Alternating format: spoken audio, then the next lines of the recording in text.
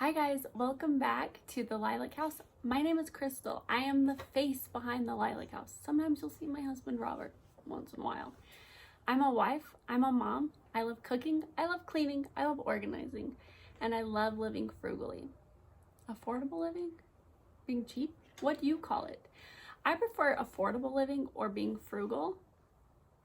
I feel like being cheap kind of sounds negative, but in reality, it's not negative. It's actually a really good positive.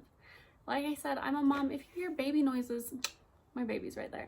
She's supposed to be taking a nap. Today I want to talk to you about a challenge I'm doing in the month of November. It's called No Eating Out November. It is what it is. You're not eating out in November.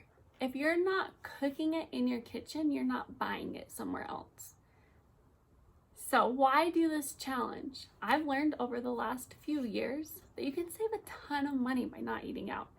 And No Eating Out November had a cute ring to it. It was like a cute name.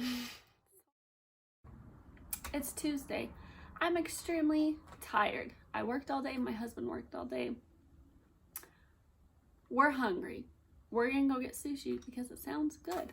And instead, you're both gonna be strong. You and your partner are gonna be strong. Whoever you're doing the challenge with, maybe it's yourself. And I'm the one who's saying, be strong. You're not gonna eat out. You're gonna save those $30 that you would spend on sushi or however much, whatever it is, you're gonna save that money and you're going to put it to your goal.